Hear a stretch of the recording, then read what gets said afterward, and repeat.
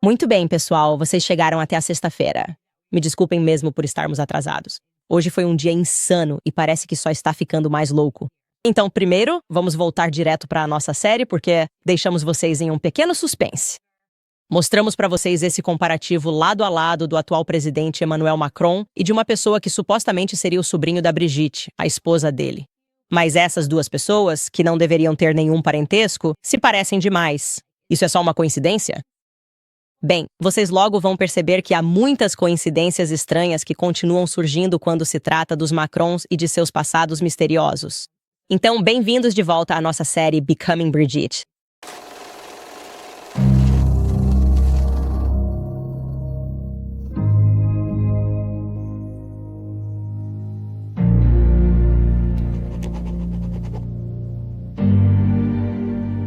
Ok, então, para recapitular rapidamente.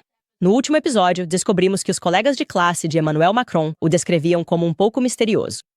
Ninguém sabia o que ele estava fazendo fora da escola. Ele ficou sozinho, ele não fazia parte de nenhuma panelinha. Ninguém sabia nada sobre seus pais ou o que eles faziam para viver. Ok. Também soubemos que Emmanuel Macron, como presidente, parecia saber muito pouco sobre sua família imediata. Nós meio que contamos algumas histórias para vocês, incluindo também apenas algumas linhas sobre sua família em sua autobiografia, enquanto tinha muito mais a dizer sobre a família de Brigitte. Sua família parece ser tão distante dele quanto ele é deles, recusando-se a falar sobre ele em qualquer ocasião. E seu irmão biológico disse a um colega de trabalho que Emmanuel era seu primo de primeiro grau. E isso foi antes dele se tornar presidente, então todos estavam escrevendo quando alguém perguntou: "Ah, você? Não, esse cara que é como um dos ministros." Ele disse: "Não, esse é meu primo." Depois, é claro, a estranha circunstância de ele ter sido questionado sobre sua irmã biológica, que morava perto, uma política. E quando o político perguntou por ela, estranhamente, Emmanuel não respondeu, mas olhou para Brigitte para saber o que dizer. Isso é estranho? Ok. Agora, o único membro da família que parece ter algum espaço no ar com Emmanuel Macron, a pessoa com quem ele parece confortável em falar publicamente e demonstrar afeição, é sua avó. Ok. Sua avó era uma mulher chamada Germaine Nogue, nascida Germaine Arribet, a quem ele carinhosamente se referia como Manette. Ok, lá estão eles juntos. Ao discutir sua infância em seu livro Revolução, ela é a única que ele incorpora em sua infância. Muitas vezes. Ele escreveu o seguinte, abre aspas, "Então, passei minha infância nos livros, um tanto fora do mundo. Era uma natureza morta. Lembro-me das manhãs cedo em que eu ia ao quarto dela e ela me contava histórias de suas amizades durante a guerra. Quando criança, eu retomava o fio da conversa interrompida todos os dias e viajava pela vida dela como se estivesse lendo um romance. E o cheiro de café que ela às vezes preparava no meio da noite e a porta do meu quarto entreaberta já às 7 da manhã, quando eu ainda não tinha ido até ela. Exclamando com falsa preocupação, "Você ainda está dormindo?" Sabe, houve uma jornalista que até especulou. Ela levantou a possibilidade de que ele teria sido, de certa forma, adotado por sua avó Manette. De qualquer forma, torna-se muito importante que aprendamos um pouco sobre essa mulher. Quem era ela? Certo, porque ele alega que foi ela quem lhe ensinou a ler. Segundo ele, ela morava a apenas alguns quarteirões dos pais dele, em Amiens. E ele também conta em seu livro que passava as férias de verão e de inverno na casa da família dela, em Banet de Bégaury. E foi lá que ele aprendeu a andar. Foi lá que ele aprendeu a pescar. Foi lá que ele aprendeu a jogar rugby com os avós. Tanto tempo passado com os avós.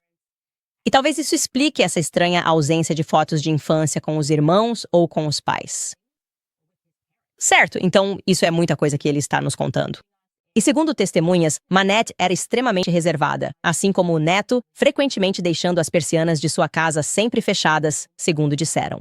E depois que se aposentou, ela quase nunca saía de casa porque estava cercada de livros, meio que em seu próprio covil, o que explica por que e como Macrons afirma ter sido criado em meio a um monte de livros também. Mas quais livros especificamente? Ele deu uma resposta para isso. Agora, de acordo com as jornalistas Candace Negalec e a biografia de Caroline Darien intitulada Os Macrones, Les Macrones ou simplesmente Os Macrones. Elas escreveram, abre aspas, ele disse, abre aspas, quando adolescente, elas escreveram, quando adolescente, o jovem Macrons escapava, lendo livros de André Gide e Michel Tournier, sendo esse livro chamado de O Rei dos Álamos em inglês.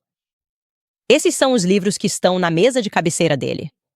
Sua querida avó materna compartilhava com ele o gosto por esses autores. Agora nós já falamos sobre André Gide. Acho que isso foi no nosso primeiro episódio introdutório.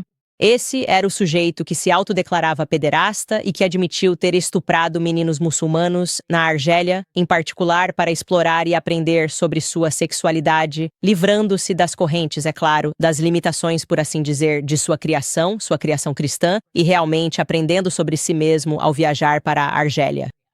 E ainda assim, apesar disso, Macron se sentiu à vontade para colocar o livro dele. Assim como estava em sua cabeceira enquanto crescia com a avó, ele se sentiu à vontade para colocá-lo em seu retrato presidencial.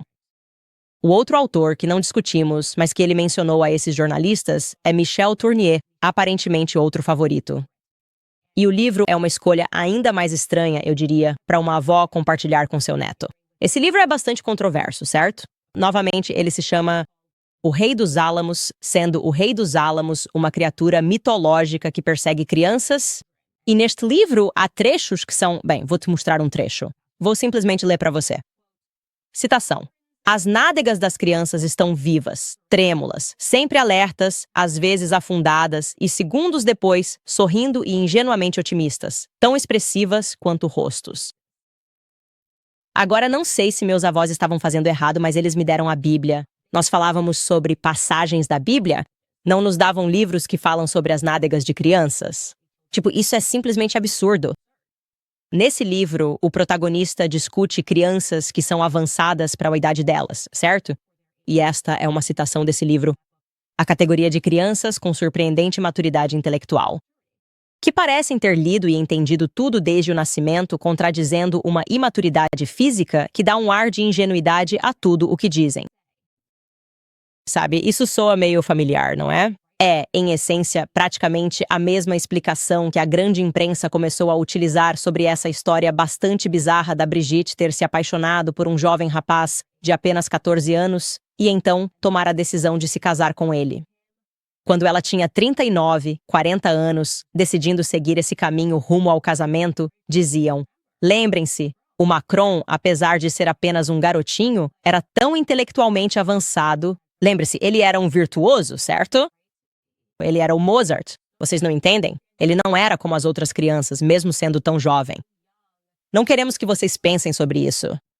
Sim, parece que esse segundo autor oferece essa explicação, que na verdade não é uma explicação. É uma que nunca deveria ter sido aceita. De qualquer forma, devo dizer que Manette morreu em 13 de abril. E me desculpe, mas esqueci de anotar a data aqui. Quero dizer que foi em 2021. Vamos corrigir isso. Mas a questão é que também é 13 de abril, o dia em que Brigitte Macron nasceu. Também é o mesmo dia em que o programa MKUltra da CIA foi criado. E se você tem assistido minha nova série, sabe que estou praticamente obcecado em aprender tudo o que posso sobre o programa MKUltra. E essa não é uma discussão que deveria acontecer apenas nos Estados Unidos.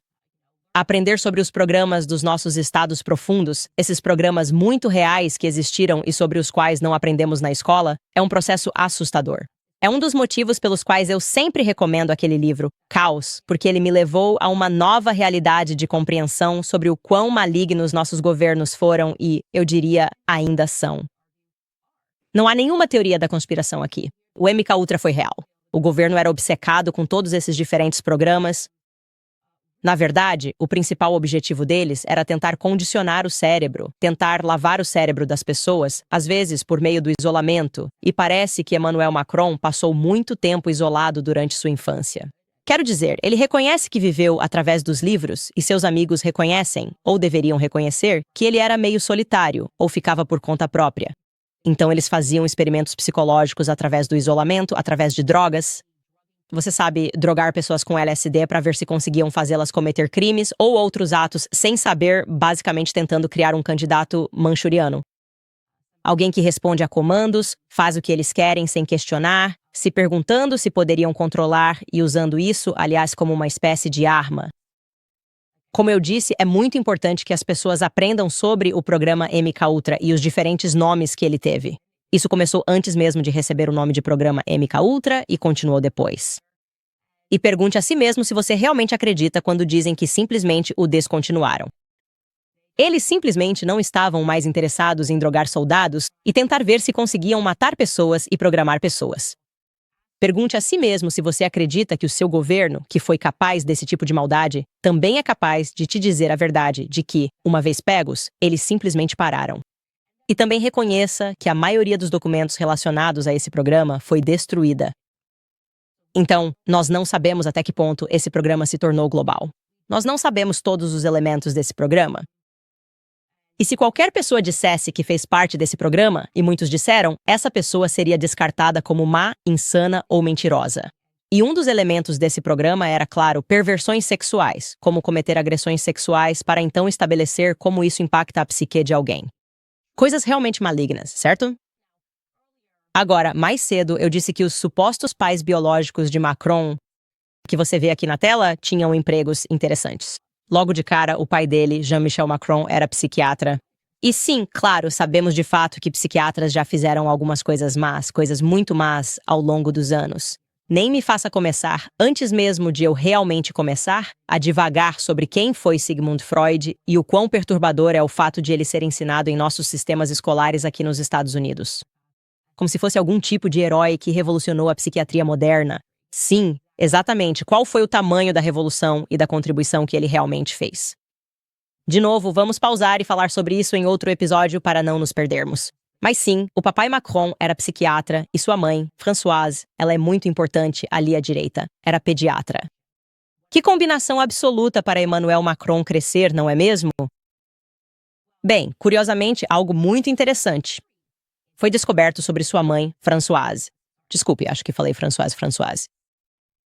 Agora, dissemos que ela era pediatra e também atuou como conselheira médica do Escritório da Previdência Social. Bem, eventualmente algo muito interessante surgiu sobre ela e seu trabalho para a administração da Previdência Social, certo? Isso aqui eu vou ler diretamente do próximo livro do jornalista Xavier Pussar, que estará disponível na Amazing. Caso você queira pular direto para o final da história e ver onde ela termina, ele escreve, abre aspas, diante do muro da infância de Emmanuel Macron, decidimos examiná-lo meticulosamente com esta pergunta em mente. Por que a família se recusou a responder aos pedidos dos jornalistas e por que precisavam da aprovação de Brigitte?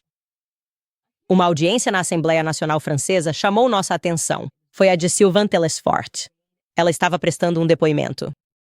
Sylvain Telesfort era presidente do Instituto de Intersexualidade e Hermafroditismo e da Associação da Europa.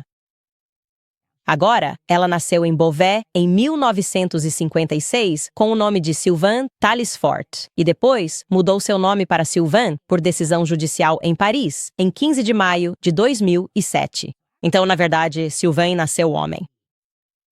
E ele revelou, incidentalmente, à Assembleia Nacional Francesa que havia recebido apoio administrativo em sua transição de gênero de um médico sênior da Caixa Primária de Seguro de Saúde.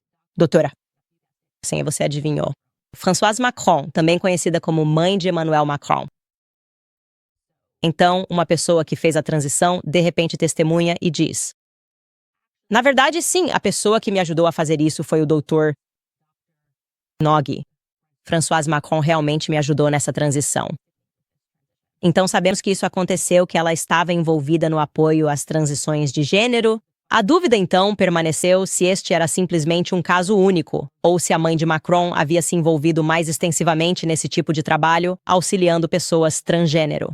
E a resposta veio à tona. No ano passado, quando uma pessoa intersexo, conhecida como Alexandra, descreveu como ela se beneficiou, entre aspas, de isenções concedidas pela Conselheira Nacional de Referência, doutora Françoise Macron Nogue, que, é preciso dizer, é a mãe do atual presidente. Ela fez um trabalho tremendo acompanhando todas as gerações de pessoas como eu, concedendo subsídios para que possamos ter acesso aos melhores especialistas, para que possamos tomar nosso tempo e, assim, no dia a dia, não ficarmos à margem. Se as pessoas fossem rejeitadas por suas famílias, ela lhes encontrava um quartinho e elas recebiam uma pensão por invalidez durante o período da viagem. Em resumo, era muito bem organizado. Eu não entendo por que as pessoas desprezam esse protocolo, fim de citação.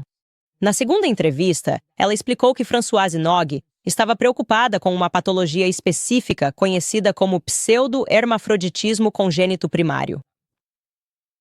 Mas vocês sabem, gente, tenho certeza de que tudo isso é só uma coincidência. Tudo isso Quero dizer, qualquer um que não entende como essas coisas continuam acontecendo no mundo é só um teórico da conspiração maluco, não é? Ela é uma conspiradora louca. Quer dizer, sim, ok, entendi. Temos algumas perguntas sobre o gênero da esposa dele e por que o passado dela parece não estar se concretizando. Temos algumas perguntas? Claro. Sim, sobre seu passado. O pai dele é psiquiatra. A mãe dele faz um trabalho especializado auxiliando pessoas em suas transições. E eles mantiveram isso em segredo quando se casaram. E claro, quando eles se tornaram presidente e primeira-dama, eles tinham tudo isso. Coisas relacionadas a transgêneros ou pedofilia continuam surgindo. Mas tenho certeza de que tudo isso é uma coincidência, pessoal. Os livros, tudo, é só uma grande coincidência. Vamos pausar aqui porque ainda vão acontecer mais algumas coincidências. Assim posso passar para um dos nossos patrocinadores, que é a Gold Co., porque o presidente Truth está de volta ao cargo, e isso pode ser ótimo tanto para o ouro quanto para a prata. Durante o primeiro mandato de Truth, o preço do ouro disparou 53% e o preço da prata subiu 51%. 1%? O que pode acontecer nos próximos 4 anos? E será que o ouro continuará batendo recordes em 2025 e além? Nós vamos descobrir. O ouro e a prata têm sido usados como reserva de valor há séculos. O governo não pode manipulá-los facilmente, e eles são conhecidos como proteção contra riscos de mercado e inflação. É por isso que eu, pessoalmente, comprei ouro e prata com meus ótimos parceiros da Gold.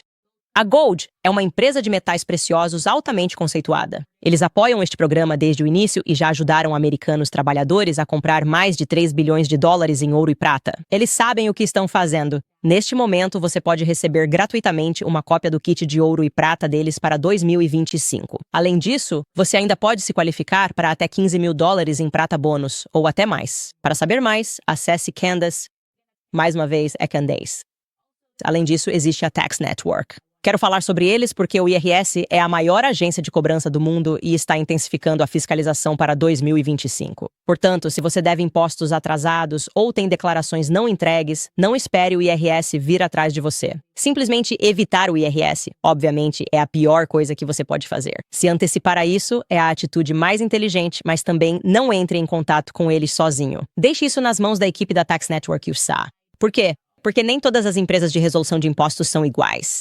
A Tax Network USA tem uma linha direta preferencial com o IRS. Isso significa que eles sabem com quais agentes lidar e quais evitar. A Tax Network USA já comprovou estratégias que são desenvolvidas para resolver seus problemas fiscais a seu favor. Se você deve 10 mil ou 10 milhões de dólares, os advogados e negociadores deles já resolveram mais de 1 bilhão de dólares em dívidas fiscais. Então converse com um dos estrategistas deles porque é gratuito. Pare com as cartas ameaçadoras. Pare de olhar por cima do ombro. Deixe seus problemas com o IRS para trás de uma vez por todas, ligando para um 800-958 mil. Ou você pode visitar tenusa.com/Candace. Mais uma vez é tenusa.com/Candace. Certo, agora vamos voltar à história de Brigitte, porque parece que há muitas coincidências acontecendo aqui. Já mencionamos uma jornalista chamada Sylvie Bamel, certo? Ela é aquela jornalista de esquerda que tem artigos publicados na Vanity Fair. Como eu disse, essas coisas não vinham de teóricos da conspiração. Essa é uma mentira que é contada ao mundo de língua inglesa. Ela é quem mais se dedicou a tentar investigar o passado de Brigitte, para conhecer o passado de Brigitte. E ela simplesmente continuava esbarrando em uma parede. E novamente, para lembrar vocês, essas jornalistas estavam tipo, que ótimo, uma mulher poderosa assumindo o comando no Palácio do Élysée. Eu só quero saber mais sobre ela para poder promovê-la para o mundo. Sabe, quem não gosta de uma personagem forte, especialmente se você é feminista como essas escritoras eram? Então, ela começa a trabalhar nessa segunda biografia sobre Brigitte, intitulada Ele Acabara de Fazer 17 Anos. Na verdade, é um título engraçado. É um título falso. E Sylvie Bamel, na verdade, contesta isso neste próprio livro. Ela chega a uma resposta diferente em seu último capítulo. Ela escreve que Emmanuel Macron, na verdade, tinha acabado de completar 15 anos. Ela provavelmente escolheu um título diferente porque eles teriam entrado em pânico no Palácio do Eliseu se ela tivesse usado Ele Acabara de Fazer 15, não é? Provavelmente eles teriam feito algumas coisas assustadoras. Talvez eles apenas a chamassem para uma conversa no escritório. Bem, durante essa segunda investigação, que levou à publicação deste livro, ela leu todas essas entrevistas públicas dadas por Brigitte e continuou se deparando com esses pequenos erros que Brigitte cometia sobre sua idade em certas ocasiões. E então temos um juiz muito famoso na América, conhecido como Juiz Juiz. E o Juiz Juiz diz alguma coisa. Ela repete que se você mente, você tem que ter uma boa memória. Certo. Se você não mente, não precisa ter boa memória, pois é simplesmente verdade. Então você não precisa ficar tipo, o que eu disse a essa pessoa? O que eu disse? E cometer todos esses pequenos erros. Então, um erro que Brigitte cometeu nesta longa entrevista biográfica que ela deu à revista Ela foi em relação à sua irmã mais velha, sua falecida irmã, Mary Vaughn, que morreu em um acidente de carro. Mas agora, quando Brigitte deu essa entrevista, ela disse que foi, sabe, uma coisa traumática que ficou marcada em sua mente. Que ela tinha 8 anos na época da morte da irmã e que carregava a irmã consigo todos os dias de sua vida. Ela também afirmou que sua sobrinha morreu 1 ano depois, aos 6 anos de idade. Então Xavier Pulsar ficou muito perturbado com isso. Primeiramente, de imediato, Sylvie Bummel conseguiu determinar que, na verdade, não, ela não tinha 6 anos quando a irmã morreu. Ela tinha 8. Agora, é só uma diferença de 2 anos. Mas eu sinto que, quando você tem 8 anos, se algo tão grande acontece na sua vida, você não erra a data em 2 anos. Tipo, seria uma memória muito vívida, mas talvez tenha sido apenas um engano. Sobre aquela segunda pessoa que ela diz ter morrido, a sobrinha que supostamente faleceu 1 ano depois, ou seja, seriam 2 grandes perdas seguidas na família, ele simplesmente disse, eu não vejo isso em lugar nenhum. E ele achou isso estranho porque havia muito escrito sobre as sobrinhas de Brigitte, e ainda assim, não havia menção alguma de uma que tivesse morrido em nenhum lugar, então ele começou imediatamente a pesquisar sobre isso. E, finalmente, depois de muito tempo, ele conseguiu confirmar, visitando um jazigo da família, que Brigitte tinha, ou melhor, que a família de Brigitte tinha, que havia uma sobrinha chamada Sylvie, que faleceu após uma cirurgia em 1996. Ok, ótimo. Mas isso foi quase 6 anos depois que sua irmã Mary Vaughn havia morrido. Não foi 1 ano, mas 6. Agora, isso é uma grande diferença. Então, o que estava acontecendo?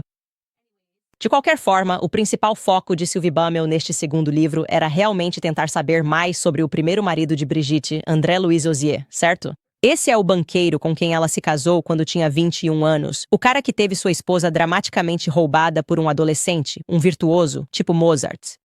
Quero dizer, isso deve doer. E ninguém conseguia entrar em contato com ele. Lembre-se, falamos sobre Virginie Lynn Hart, aquela cineasta de documentários, que disse de forma semelhante que isso era como um buraco negro. Ela se referiu a ele como o segredo mais bem guardado do Palácio do Élysée.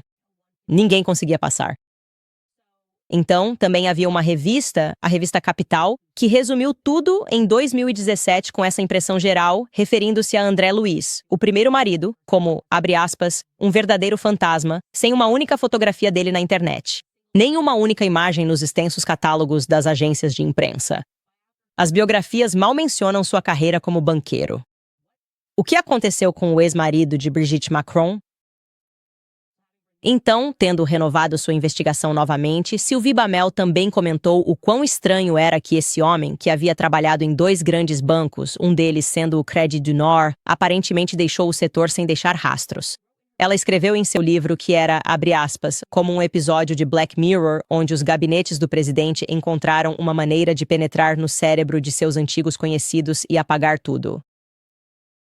Antes do lançamento de seu livro, Sylvie decidiu divulgar alguns trechos de sua obra, certo, nesta revista chamada La Pointe. E então, de repente, finalmente, nessa revista, em abril de 2019, antes da publicação do livro dela, surgiu uma foto de casamento. Uma foto de casamento. Do primeiro casamento de Brigitte.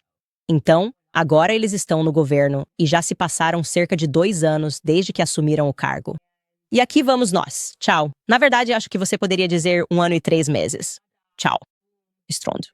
Aqui está uma foto do primeiro casamento de Brigitte, alegadamente. Aqui está. Aqui está a foto. Quero que você dê uma olhada. Dê uma olhada naquela foto. Disseram-nos que são André Louis e Brigitte Trogneux. Agora, tenho que dizer, não sou um software de reconhecimento facial, mas essa mulher, podemos deixar essa imagem por um tempo, pessoal, não me parece com a atual primeira-dama, Brigitte Macron. Eu sei que os rostos mudam, mas para mim não parece a atual primeira-dama, Brigitte Macron. Dê uma olhada nessa comparação lado a lado logo após o início da carreira. Talvez eu pudesse dizer que essas pessoas são parentes, mas só de olhar eu diria que não. O que aconteceu com seus dentes? Você começou? Você começou a fumar crack? Eu não, isso não é. Quem é essa pessoa nessa foto? Ok, mas você não pode simplesmente tirar conclusões só de olhar para as pessoas e decidir o que é verdade e o que é falso.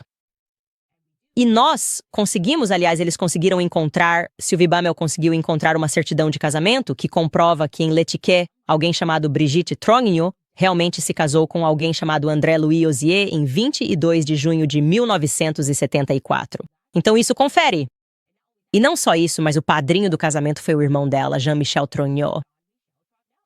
E isso foi um grande avanço porque isso nos mostra que Brigitte era extremamente próxima do irmão. Se você escolheu seu irmão para ser o padrinho do seu casamento, dá para supor que vocês eram super próximos.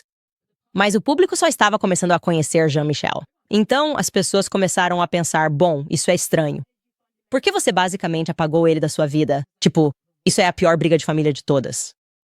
Depois que você se tornou a primeira dama? Isso parece um pouco estranho. Então, aqui vão mais alguns fatos estranhos que vou compartilhar com vocês. Na nossa carta jurídica, pedimos especificamente para Brigitte Macron, bem antes da publicação de hoje, que nos confirmasse por escrito que ela, a atual primeira-dama da França, é de fato a mulher que aparece nesta foto.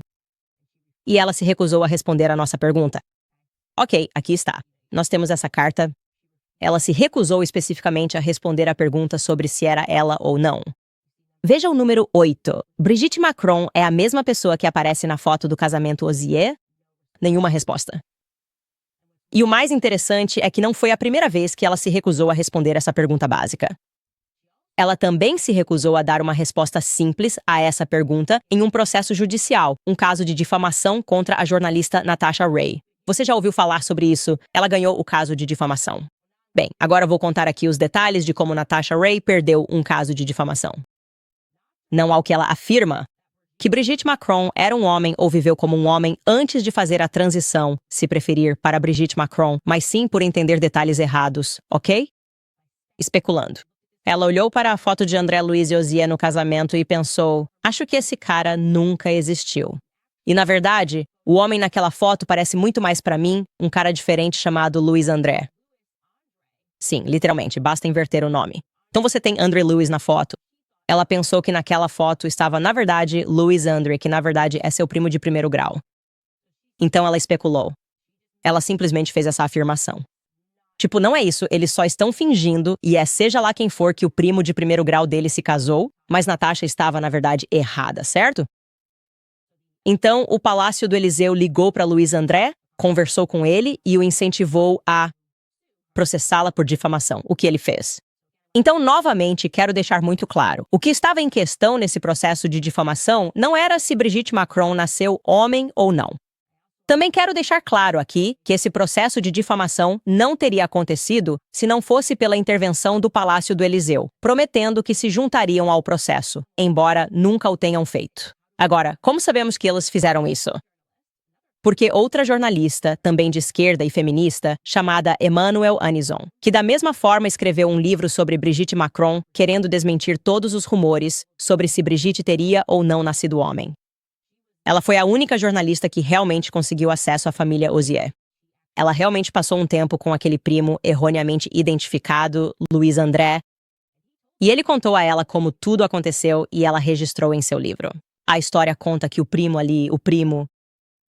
John Lewis tinha uma esposa chamada Catherine Adoy e estava convencido da teoria dela de que ele era, na verdade, o homem da foto. Ela contatou a esposa dele, Natasha Ray, que contatou a esposa dele, Catherine, pelo WhatsApp, e ela enviou uma mensagem às 3 da manhã, pela manhã. Ela está por dentro da história. Ela percebe que há algo estranho e segue seus instintos em vez dos fatos. E ela escreve para essa mulher, eu sei de tudo, absolutamente tudo sobre você, sobre John Lewis, sobre Jean-Michel. E eu acho que para ela, isso era como uma estratégia jornalística de não saber realmente tudo, mas perceber que algo estava errado e esperar que, se fingisse saber de tudo, a pessoa talvez se abrisse. Mas Catherine não se abriu. Ela imediatamente mostrou para o marido e disse, o que está acontecendo? Então, o marido dela entrou em contato com Laurence Osier, só lembrando que essa é a suposta filha primogênita de Brigitte, que também é sua cardiologista. E Laurence diz, você precisa ligar para a Brigitte. Você precisa ligar para a mamãe porque ela também está pensando em registrar uma queixa. Isso é assédio. Então ele liga. O primo liga para a Brigitte. E aqui está o que ele conta ao jornalista que aconteceu em suas próprias palavras. Abre aspas. Brigitte me diz que sente muito e que a culpa é toda dela, que precisamos prestar queixa e que ela concorda em entrar com uma ação conjunta. Ouço a voz de Emmanuel Macron ao fundo pedindo para ele se apressar porque eles precisam sair antes de desligar. Ela promete me enviar uma cópia do seu livro de registro familiar, o que não fez. Também pedi para ela atestar por escrito o que ela fez. Perdão. Também pedi para ela certificar por escrito que era ela na foto do casamento de 1974 com André, o que ela não fez. Não falei mais diretamente com ela sobre o assunto depois disso. Então, de novo, ele diz que ela está tipo, sim, faz a denúncia. Eu vou denunciar com você, faça isso. E ele diz, bem, você poderia me enviar só por escrito? Porque, obviamente, isso seria uma prova, colocaria essas pessoas em apuros. Só diga. Você está atestando que é você na foto do casamento. E Brigitte, no Palácio do Élysée, diz não ou esfria. Depois ele cumpre a parte dele do acordo. Ele faz uma denúncia contra Natasha Ray. Ele envia documentos para os advogados da Brigitte. Brigitte, então, liga de volta para ele e diz, sabe de uma coisa? Na verdade, o Palácio está recomendando que entremos com nossas ações separadamente. Aqui está o que Jean-Louis diz que aconteceu em seguida. Citação. Ela me disse que o Élysée preferia iniciar 2 ações separadas. Isso claramente significava que ela estava me abandonando? Ficou claro que, se eu quisesse continuar, teria que seguir sozinho, arranjar meu próprio advogado. Nós já havíamos feito uma denúncia, não havia mais volta. Então seguimos em frente por conta própria. Desde então, quando tentei ligar de volta para Brigitte, não consigo falar com ela apenas com a secretária, que se tornou inacessível. Resumindo, a primeira-dama o enganou, certo? Ela deixou todos animados e disse, vamos entrar com a ação junto com vocês, blá blá blá. Ele disse, ok, você pode certificar isso? Não. Eles foram manipulados e depois traídos pelo casal presidencial. E o jornalista relata que dá para perceber claramente que ele ficou um pouco magoado, que Osier se sentiu um pouco ferido com isso. Muito estranho. De novo, algo tão fácil de certificar. Mas o que ela realmente queria, Brigitte, era que ele passasse pelo processo de difamação, que ele ganhasse a ação de difamação porque, na verdade, ele não era o homem que aparecia naquela foto de casamento. E então, para que ela e o marido pudessem divulgar nos jornais. Ganhamos um processo de difamação contra o jornalista maluco que disse que Brigitte nasceu homem. Ah, bem, Brigitte acabou de ganhar um caso de difamação. Você continua ouvindo que ela ganhou. Ela ganhou processos de difamação relacionados a isso. É assim que eles fazem de novo, focando nos detalhes, mas não na essência do que as pessoas estão investigando. Agora você precisa entender que nesse momento, dentro da França, a internet estava pegando fogo com teorias da conspiração. Quero dizer, antes de tudo, onde diabos está o primeiro marido? Onde está André Lewis? Bem, como o destino quis, logo depois que Sylvie Bamel publica seu livro investigando o assunto, em 8 de outubro de 2020, de repente Chiffon, a segunda filha, anuncia em uma revista semanal que, na verdade, o pai dela já morreu. Na verdade, há 1 ano. Em 2019, as pessoas estão começando a cutucar. E agora ela pensa, na verdade, ele está morto. Ele morreu há 1 ano. Aqui está a citação que foi publicada no Paris Match anunciando isso. Chiffon disse, meu pai morreu. Eu o enterrei em 24 de dezembro de 2019 na mais estrita privacidade. Que conveniente. Que conveniente, não é mesmo? Tipo, sei lá, o primeiro marido da primeira-dama que todo mundo está começando a pesquisar. Simplesmente cai morto bem no momento em que as pessoas percebem que algo está acontecendo aqui. Eu diria que é extremamente conveniente para a família Macrons. Aliás, isso é meio estranho, mas Chiffon anunciou a morte de seu pai na revista Paris Match, que sabemos que a Paris Match é controlada até certo ponto pela Nimi Match. É um dos lugares onde ela consegue publicar fotos e histórias específicas. Bem, o que é ainda mais estranho é que Chiffon errou os detalhes sobre a morte do pai. Isso não é realmente estranho? Primeiro, ele não foi enterrado.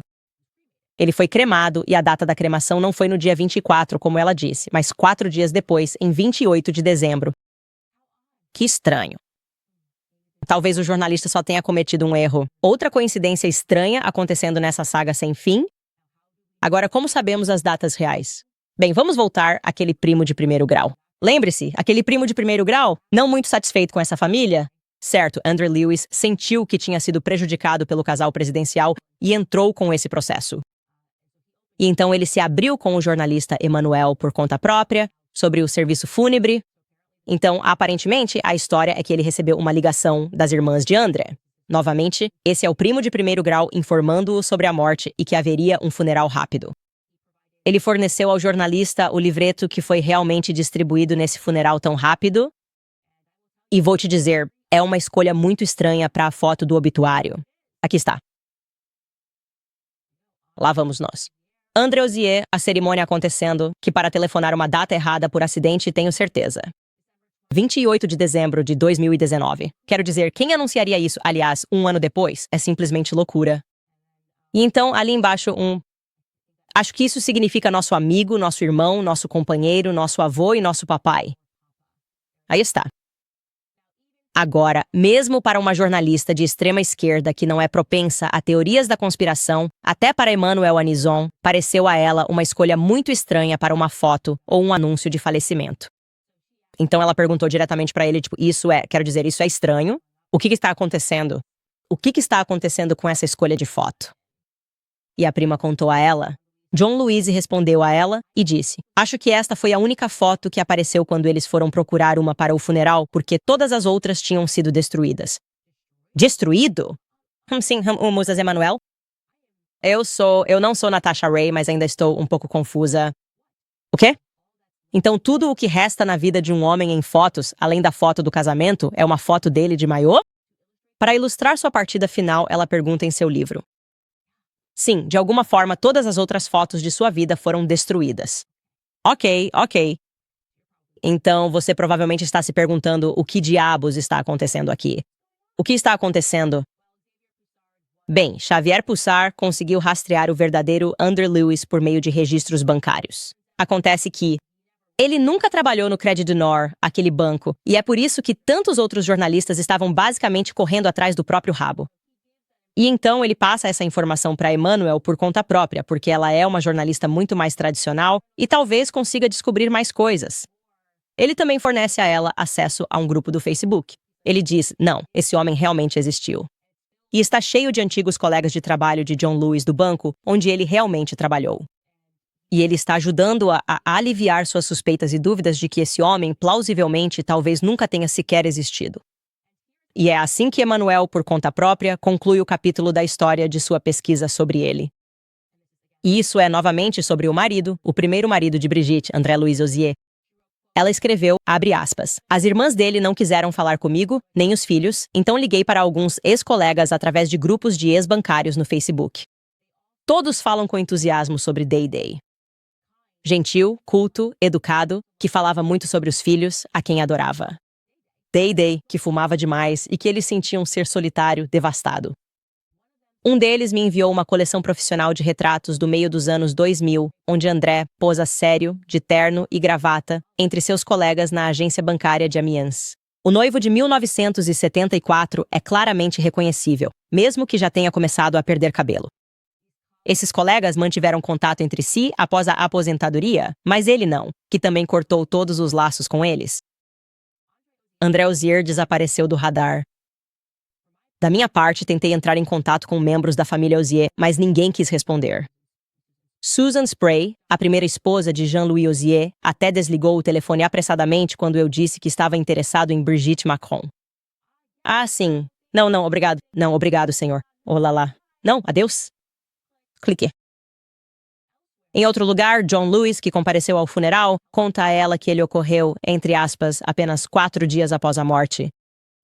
Nenhuma informação vazou para os jornais. O Palácio do Eliseu queria que isso acontecesse rapidamente.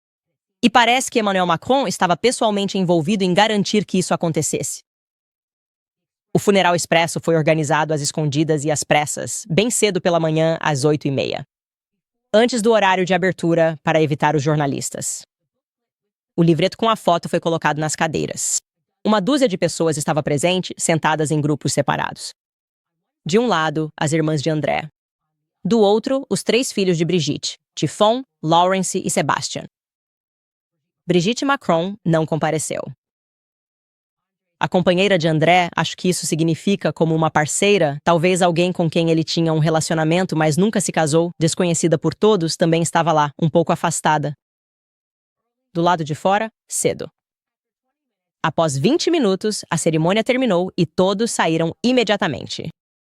Depois, fui com os filhos Osier e as irmãs de André tomar um café e comer um croissant. Membros da equipe de segurança faziam guarda do lado de fora. Acabamos deixando-os entrar porque estava muito frio. O clima estava pesado e todos foram embora rapidamente depois. Certo que funeral foi bem rápido, porque o Palácio do Eliseu está envolvido. E também, pessoal, não é meio estranho que Brigitte, por uma questão de respeito básico, não tenha ido ao funeral de um homem com quem foi casada por 32 anos? Então, o Palácio do Eliseu se envolveu para manter tudo em segredo, mas eles não compareceram ao funeral? Isso faz algum sentido? O pai dos seus filhos? E também isso é incrível. Segundo o primo de primeiro grau, John Lewis, no funeral, ele conversou com o parceiro de André, que lhe disse que havia encontrado passagens para a África no bolso do casaco de André, além de uma grande quantia de dinheiro. Ele disse, cito, que esvaziou suas contas e organizou sua saída às escondidas. Ele sonhava muito em ir para a África novamente. Ok. Tudo bem, pessoal, o que vamos fazer com isso? Tudo bem. É muito estranho que o amante, companheiro, parceiro, ou como você queira chamar, de alguém diga isso. O que realmente aconteceu com André Lewis, que foi cremado muito rapidamente, embora sua filha diga que ele foi enterrado? O que acidentalmente diz que ele foi enterrado? Às vezes você confunde isso. O que realmente aconteceu com André Lewis? O que o levou a se tornar um recluso de repente, sem se associar com seus antigos amigos do banco dos anos 70? Como todas aquelas fotos dele foram destruídas de repente. Ele só ficou com uma dele. Ele tem 2 fotos, aqui estou eu no casamento e aqui estou eu numa praia de sunga. E essas são as únicas fotos disponíveis da minha vida. Isso não parece uma destruição sistemática? Não consigo pensar em nenhuma circunstância em que isso aconteceria, em que todas as fotos simplesmente sumiriam. Você guardaria todas as fotos suas e da sua infância em uma só casa. Ele realmente morreu? Ele fugiu com a ajuda do Palácio do Eliseu? Ele tentou fugir? Mas o Palácio do Eliseu interveio. A imaginação pode realmente correr solta agora, não é? Não podemos confirmar nada, obviamente. O que posso te dizer é que, curiosamente, outra jornalista chamada Sophie de Descartes relatou em uma edição de 2022 da Paris Match, que foi publicada, que André Lewis terminou seus dias em uma clínica psiquiátrica com um guarda na porta supervisionado por Alexander Benella. Ele é uma figura muito controversa. O notório e polêmico chefe de segurança do LA, que acabou envolvido em um grande escândalo conhecido como o escândalo Benella. Ok, por que essa jornalista diria isso? Posso te dizer que essa informação foi imediatamente negada no mesmo dia no Twitter por Tifon. Mas, apesar de a família ser extremamente litigiosa, sempre processando pessoas por difamação, os Macrones nunca processaram essa jornalista que disse isso por difamação. Esse é um ótimo momento para fazermos uma pausa, porque é muita informação e muitas peças que você precisa juntar. Vou falar rapidamente sobre a American Financing, porque sei que há muitos americanos carregando saldos altos no cartão de crédito que cobram 20% ou mais de juros todo mês. Proprietário, assuma o controle da sua dívida e organize suas finanças. Ligue hoje para a American Financing. Seus consultores assalariados ajudam você a usar o patrimônio do seu imóvel para quitar dívidas de juros altos. Eles economizam, em média, $800 por mês para seus clientes. Basta uma ligação de 10 minutos, sem custo e sem compromisso, para descobrir quanto você pode economizar. E se você começar hoje, pode até conseguir adiar 2 pagamentos da hipoteca. Então ligue para American Financing hoje mesmo no 8007-951210, novamente 8007-951210. Ou você pode visitar o American/Owens. É americano Owens. Ok, para aqueles que pensaram que eu caí em um buraco, não foi isso que aconteceu. Estávamos muito loucos porque estávamos trabalhando no lançamento do nosso livro. E estou muito feliz, principalmente se eu pudesse contar a vocês como foi a jornada de trabalho no segundo livro. Comecei a escrever este livro em, creio, 2018. Logo após o meu primeiro livro, que foi publicado, em 2020, logo após o meu primeiro livro, que foi publicado. E o título do meu novo livro, no qual trabalhei por tanto tempo, é Faça um Sanduíche para Ele. E aqui está, pessoal. Estou muito empolgada.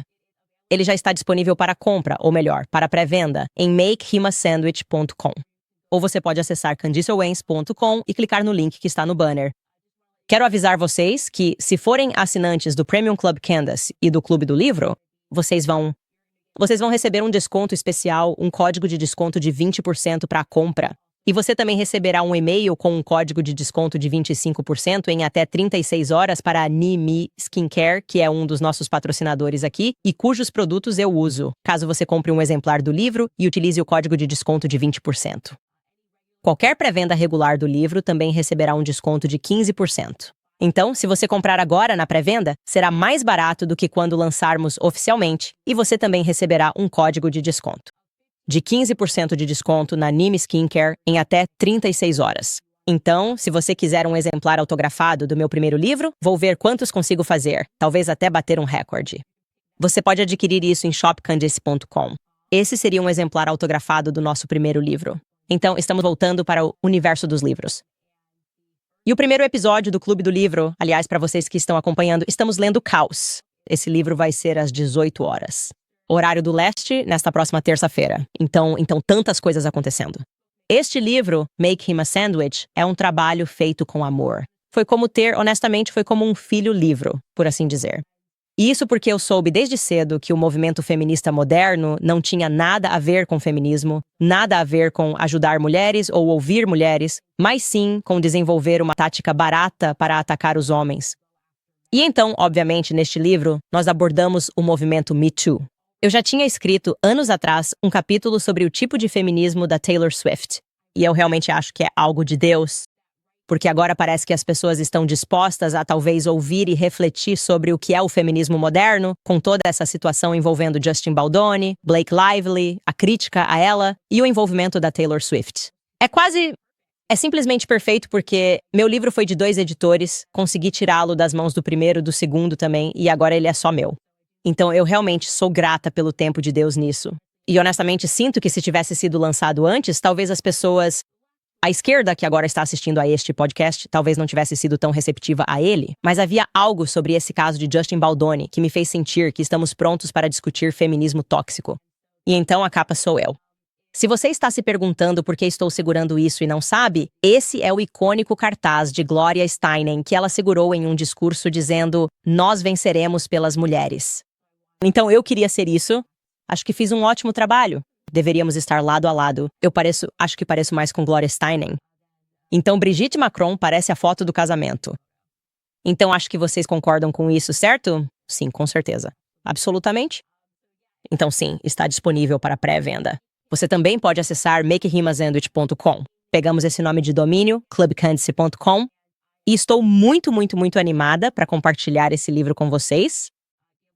Temos tanta coisa acontecendo este ano, e sou muito grata a todos vocês que nos apoiaram em tudo.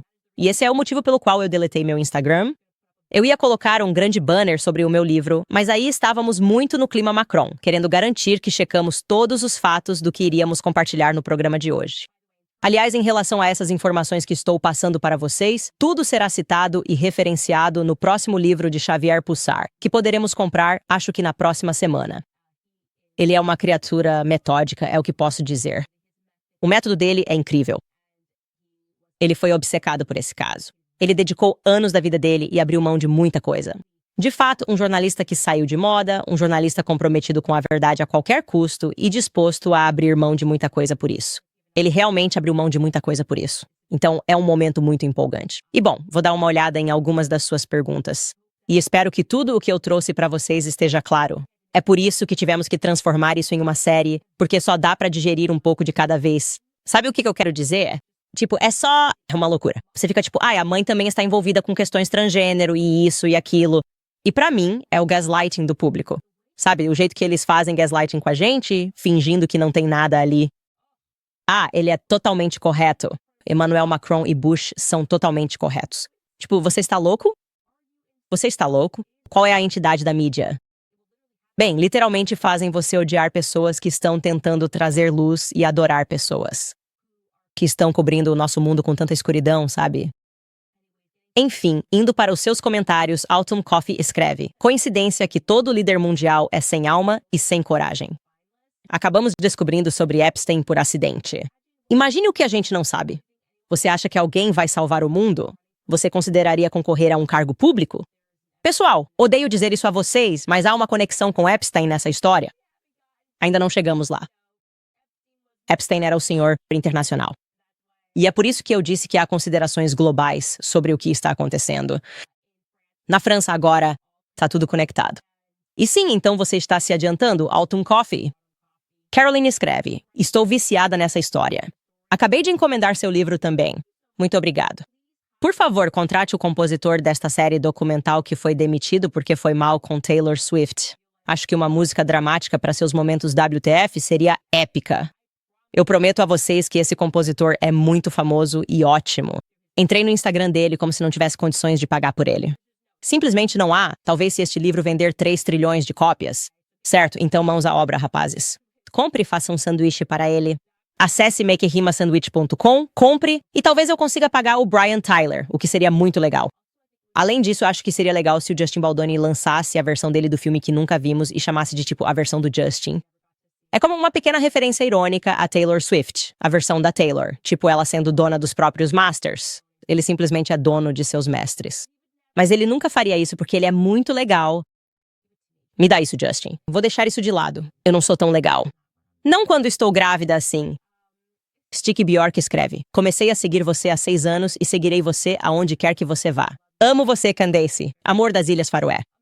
Incrível. Muito obrigado. Foi incrível ver quantas pessoas do mundo todo conseguimos atrair para essa discussão. Eu acho que é uma coisa muito boa. Como eu disse, um verdadeiro momento da vida. Obrigado, De Silva, que acaba de escrever. Você é um chefe. Muito obrigado. Então escreve obrigado. Muito obrigada. Obrigado. 3 idiomas diferentes. Adorei isso. Irrelevante escreve. Você é relevante. Não se chame de irrelevante. Os Guerreiros de Deus, por Candace, fazem nossas famílias ficarem seguras novamente. Arcadia Dark Manette escreve de um nacionalista francês, uma espécie de faça a França grande novamente. Mantenha a fé, Candace. Obrigado. Obrigado, pessoal. E eu acredito no nacionalismo. Eu realmente acredito. Acho que agora estamos sofrendo com a maldição do globalismo. Sabe, muitas sombras no escuro que não se importam realmente conosco como indivíduos e não se importam de verdade com o que acontece conosco como nações, mas sim tentam nos transformar todos na mesma coisa e nos fazer pensar que estamos loucos. Quero dizer, falando sobre psiquiatria, tem sido uma maldição psiquiátrica sobre o mundo, dizer rotineiramente às pessoas que elas são teóricas da conspiração quando começam a perceber alguns padrões muito distintos e têm perguntas razoáveis sobre isso. Enviar cartas jurídicas também. Toda essa era de abuso jurídico está tão fora de controle. Estou te dizendo, está tão fora de controle porque é só isso que eles sabem fazer, certo? Quando eles mentem, eles são pegos fazendo algo errado. É como se pensassem, vou simplesmente abrir um processo. E isso está acontecendo. Eu realmente acredito que essa era já acabou. É um pensamento retrógrado, faça a coisa certa, diga a verdade e seja corajoso. E eu acho que no final você será recompensado. Isso é do Little Light. Little Light escreve, Candace Owens. Espero que você não se importe que eu compartilhe algo vital com esse mar de pessoas aqui na sua seção de comentários. Se você realmente quer entender o que é a marca da besta e o que uma besta representa na Bíblia, então eu recomendo muito o documentário From America to Babylon, Making the Mark. Aparentemente é um documentário. Eu não conheço, mas sei que costumo evitar pessoas que são muito ligadas ao tema da Babilônia. Acho que isso realmente significa algo. E, obviamente, um dos livros da nossa lista de leitura é Hollywood Babylon, ou Babylon Hollywood, que foi escrito por Kenneth Andre. E ele realmente conta sobre as origens de Hollywood, o quão obscuro é e como eles basicamente queriam criar uma Babilônia moderna. Então, vamos falar sobre isso. E, por fim, Truth Be Gold escreve. Muitos pensaram que tiraram algo de você na sua temporada de provações. Eles não têm criatividade e agora vão crescer em inveja ao perceber que, na verdade, é você quem tem isso. Sentimos pena deles e amamos tudo isso por você. Continue nos registrando em seu diário. Muito obrigado. Sim, sabe, o ano passado foi definitivamente cheio de provações, muitas dificuldades, mas eu nunca, jamais, nem por um segundo duvidei de que estava fazendo a coisa certa, porque você simplesmente precisa continuar dizendo a verdade. E como eu disse, os velhos sistemas estão falhando, as difamações, as calúnias, tentando transformar alguém em um monstro quando essa pessoa não é. Isso é simplesmente o amanhecer de uma nova era. E parece que todos nós estamos nos unindo. É realmente sobre a bondade, lutando contra o mal. E eu todas as vezes vou apostar na bondade porque, bem, Cristo é o rei, pessoal. Acesse makerimasandwich.com ou clubcandace.com. Faça a pré-venda do livro. Estou muito animada. Compartilhe, por favor, no seu Instagram, no seu Facebook, no seu TikTok e conte para todo mundo sobre ele. É ótimo.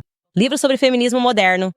Aliás, pessoal, para os rapazes aqui, acho que com o Dia dos Namorados chegando, vocês precisam dar esse presente para ela. Você tem que dar esse presente para ela. Faça um sanduíche para ela.com. Se ela responder bem, é uma boa pessoa. Case-se com ela. Ela diz: "Eu amo Candace Owens." Grande goleiro. Se ela está tipo, o que é isso?